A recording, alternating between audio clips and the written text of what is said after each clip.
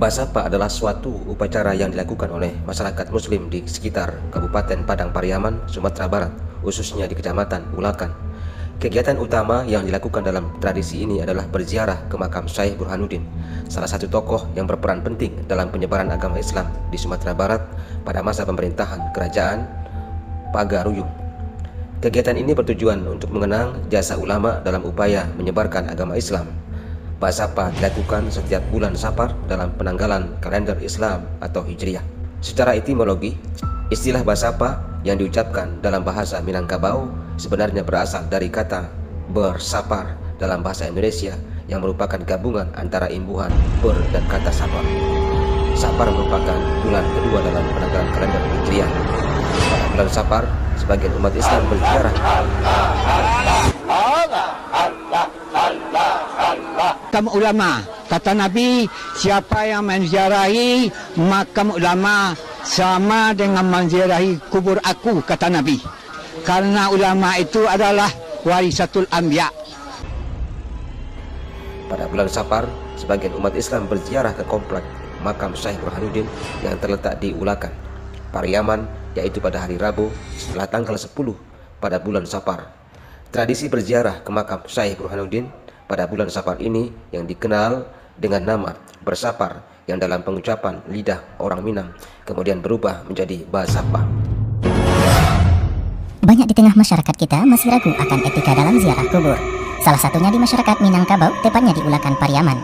Sebagian masyarakat menganggap siapa yang sampai 7 kali ziarah ke makam Syekh Burhanuddin maka sama dengan pergi ke Mekah. Selain itu, masyarakat setempat juga meyakini akan adanya khasiat air dan tanah kuburan di area makam. Tanah yang dianggap memberikan manfaat bisa mengusir hama tanaman dan juga air yang dapat menyembuhkan penyakit.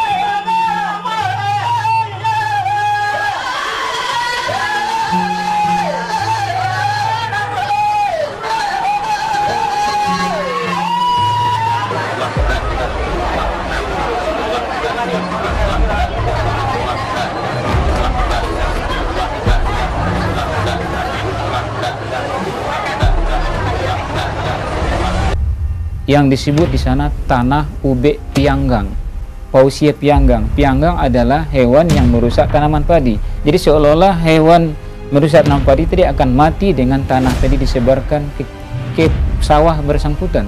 Dan banyak lagi keyakinan-keyakinan tanah tadi diambil dibawa pulang, sehingga kita lihat banyak orang di sana menyuguhkan plastiknya, kantongnya untuk oleh petugas di sana disandukkan tanahnya. Dan ini tidak masuk akal. Jangankan secara akidah tidak masuk akal, masa ada tanah kuburan biasa bisa mengusir hewan pianggang. Ada lagi di sana yang datang masuk ke lokasi kerangkeng kuburan tadi yang telah ada besi-besinya. Biasanya di dalam kerangkeng itu ada 4 orang penjaga. 4 orang penjaga ini disepakati oleh Nagari Ulakan. Itu orangnya tidak sembarang orang yang telah dipilih. Keempat inilah yang bertugas sebagai petugas rutin kalau ada orang melakukan ritual-ritual ke sana. Ada yang masuk ke dalam menyentuhkan tangannya ke batu nisan kuburan tadi, lalu mengusapkan ke muka atau ke muka orang di dekatnya. Persis seperti kita lihat yang diberlakukan terhadap batu di sudut Ka'bah. Ini naudzubillah min dzalik, berarti di sini mengkultuskan sampai menyetarakan batu nisan itu dengan Hajar Aswad, sedangkan Hajar Aswad cuma dicium karena meneladani Nabi. Ketika Umar bin Al-Khattab mencium Hajar Aswad, kata Umar bin Al-Khattab, saya tahu kamu hanyalah batu yang tidak bisa mendatangkan manfaat dan madarat.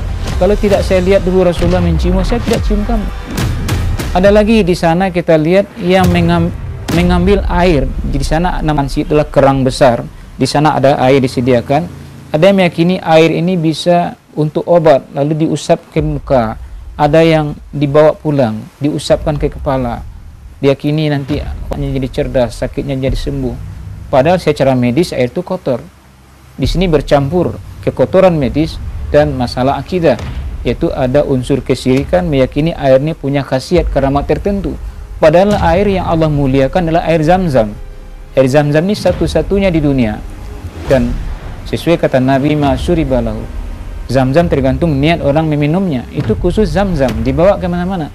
Di sana, air yang di sana, ada lagi air yang letaknya diyakini batu tapak, disebut batu tapak. Di sana dibungkus air tadi, dimasukkan sepotong asam, dibawa pulang, tinggalkan infak.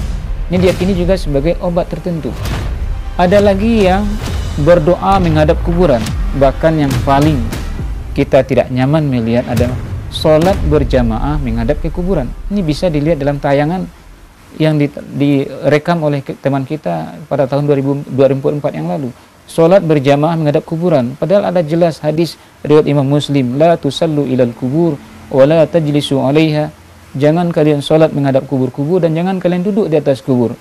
Ada lagi yang bertahlil menghadap kubur, menghadap dari berbagai sisi, bertahlil menghadap kubur, dan banyak lagi. Ada lagi yang berdoa. Jadi di sana banyak duduk orang-orang yang bertugas sebagai orang berdoa, menanti orang datang. Nanti orang datang membayar bayaran tertentu, lalu ngasap kemenyan, lalu berdoa di sana di atas kuburan-kuburan kecil.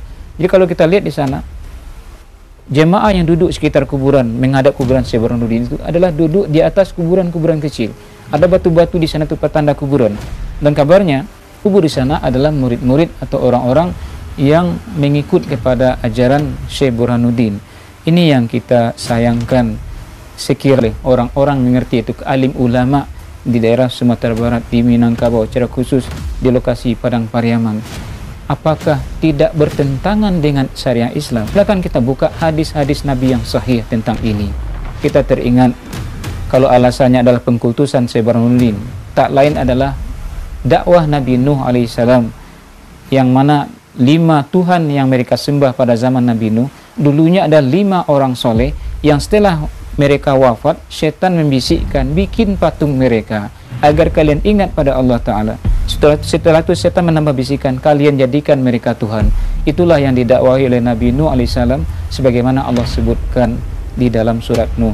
Jadi kaum muslimin dan kaum muslimat, berdasarkan kesucian akidah Islam, berdasarkan pedoman yang telah Allah turunkan Al-Quranul Karim, berdasarkan hadis-hadis sahih yang telah dibukukan oleh ulama-ulama yang bisa kita nikmati hari ini, kita telaah, kita pelajari, sudah sepantasnya orang-orang berilmu yang berada terutama di daerah berdekatan sudah sepantasnya mengkaji ulang masalah ini. Apakah tidak bertentangan dengan akidah? Apakah tidak termasuk kriteria larangan? Kalau kriteria larangan telah terjadi seperti itu, apakah kita tidak Allah Ta'ala? Allah Ta'ala pemilik bumi, Allah Ta'ala pemilik langit.